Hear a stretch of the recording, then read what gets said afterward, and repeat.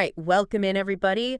We're back with another deep dive. This time, we're going to be looking at Akbar Pray, a figure who kind of went from, the heights of a drug empire to advocating against that very lifestyle. Yeah, really interesting story here. And we've got his Wikipedia article as our guide. But we're going to go beyond the surface here. Absolutely, yeah. So it's almost like... I was thinking about it. It's like peeling back the layers of an onion. Oh, I like that. But instead of tears, we're hoping for more like aha moments. Moments, exactly right.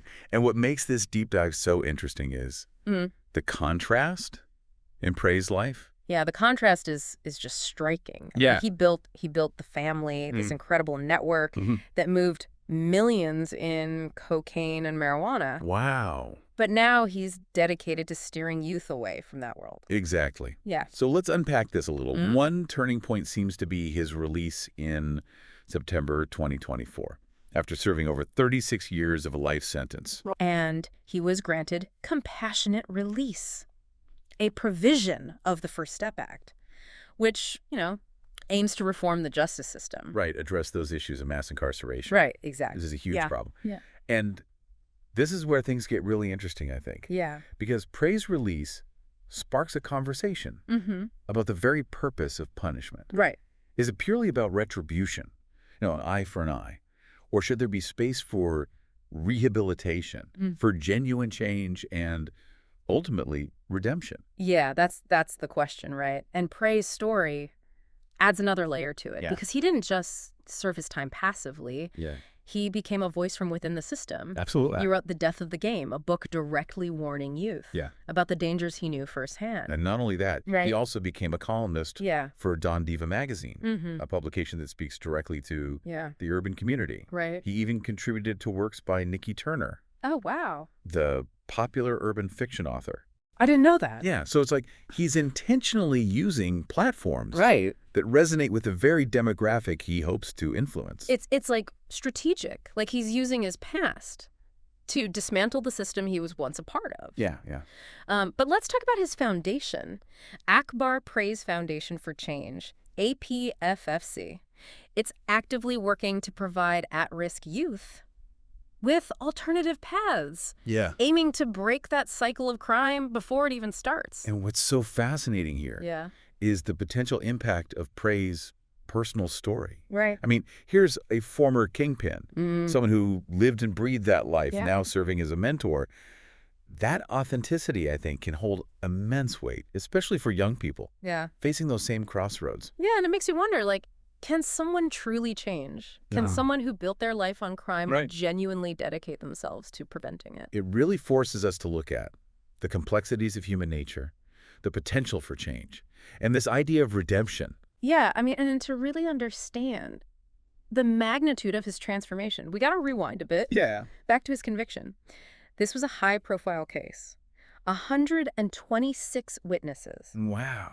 Many, just to testify about his lavish spending habits. Wow, so they were really trying to paint him as this... like a high roller, living large off ill-gotten gains. And you have to consider the context, too. This was the peak of the war on drugs in the 80s and 90s, an era marked by aggressive law enforcement and harsh sentencing. Exactly. So it begs the question, was Pray made an example of? Did the focus on his substantial wealth overshadow other parts of his case? Yeah, it definitely raises questions about the legal strategy employed during that period. It seems like the prosecution was really focused on portraying him as this symbol of excess fueled by illegal activities. And it also ties into the larger conversation about criminal justice reform and all the debates surrounding it. It's almost like his case highlights the very questions at the heart of those reform efforts. How do we balance accountability with second chances? How do we create a system that is just and equitable while also allowing space for rehabilitation and redemption? That's a really nuanced conversation. Yeah. And Pray's story, I think, really serves as a compelling case study. Yeah, and I think to really understand the depths of his transformation, we got to delve deeper into his time behind bars. Yeah. Into those experiences that shaped his present path. Absolutely. We need to look beyond the headlines and explore what happened during those 36 years, those moments that fueled his desire to dismantle the system he was once a part of. For sure. So we've established Pray was more than just an inmate, serving time.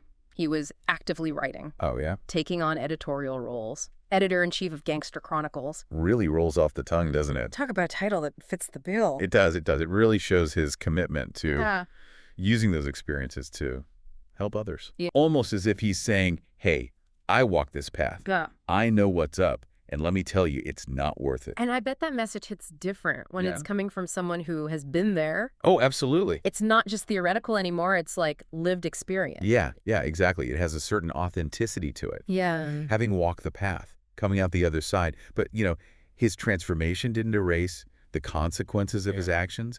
He faced some serious health challenges, hypertension, prostate issues, glaucoma. He even lost sight in one eye. Wow. And let's not forget the double hip replacement that he underwent in prison. Yeah, it really reminds you that even someone who held such a position of power is still vulnerable. Right. Brings it back down to earth a little bit. It does. It really humanizes him. Yeah. Reminds us that regardless of our past deeds, we all share that common fragility. Right. But also raises questions about the conditions, in the prison system, the healthcare access, the toll that a sentence like that can take on someone's well-being. Yeah, absolutely. And speaking of his release, it was granted under this compassionate release provision of the First Step Act. Right. And for those who don't know, this was a bipartisan effort to reform the criminal justice system and try to reduce mass incarceration, which has really disproportionately affected some communities. Absolutely, yeah. And Pray's case becomes really interesting in this debate. There's some who argue compassionate release should be applied more broadly, especially for those who have served significant time and shown genuine effort towards rehabilitation. Yeah. They see it as a way to address the overcrowded prison system and acknowledge that potential for change. Right. On the other hand, there's some who would say that leniency undermines the severity of the crimes and could pose a risk. Yeah. That's the other side of it. Public safety. Yeah, it's complex. It is. There's valid points on both sides. And Pray's story, it brings this debate into focus, with his high-profile case and his work against that lifestyle. What do we believe is the purpose of punishment? Yeah. Is it just about retribution?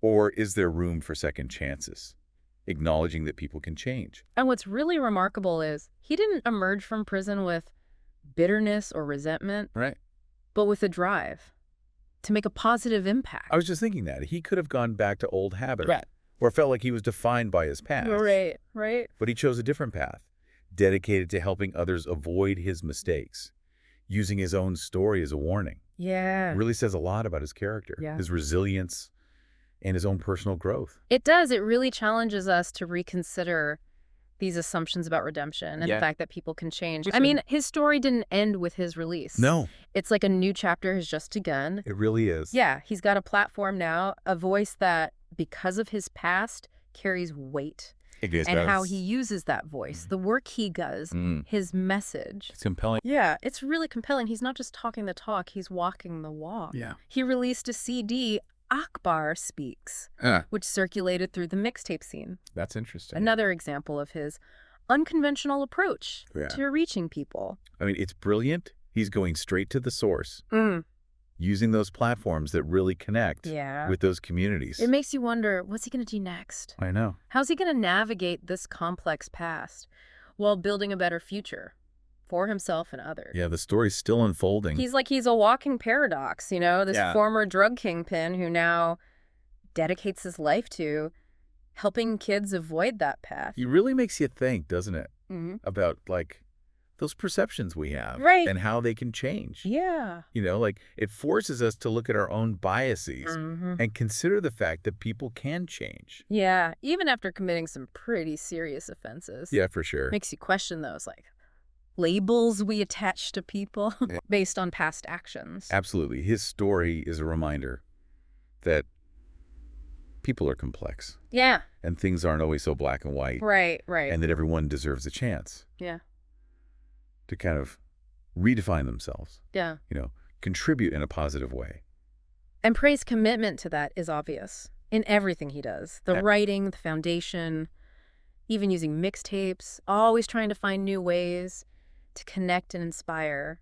I think it's really interesting that he doesn't shy away from his past. Right. He owns it, but not in a, glorifying way. Right. It's more like he's using it as a tool, like wisdom he earned the hard way to help guide others. Yeah, it's like he's saying, look, I was there, I saw how bad it can be, and I'm here to help you find a better way. Exactly, and that really carries a lot of weight. It's authentic, like more than just some lecture you'd hear. Right. It's real. So, I mean, what's the takeaway? What can we learn from all this? Well, I think Akbar Pray's life really brings up those big questions about second chances. Yeah. Redemption. Yeah. Even after someone has done some bad things. Right. It really challenges us to confront our own beliefs about justice, about punishment.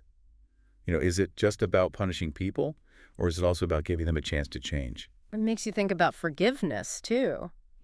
Forgiving others and even ourselves. Absolutely. It's a reminder that change is always possible, even in the worst situations. Pray's life is really a testament to the strength of the human spirit, the fact that we have choices, and this belief that things can get better. And it leaves you with this feeling of hope. Like no matter how tough things get, there's always a chance for redemption. And transformation. For sure. So to wrap things up, folks, Pray's story is one that'll stick with you. Yeah. It makes you question your own assumptions about people, about the world, and maybe even inspires you to embrace the idea of change in your own life. I think that's a great place to leave it. Yeah, I think so too. So until next time, everybody, keep those deep dive questions coming.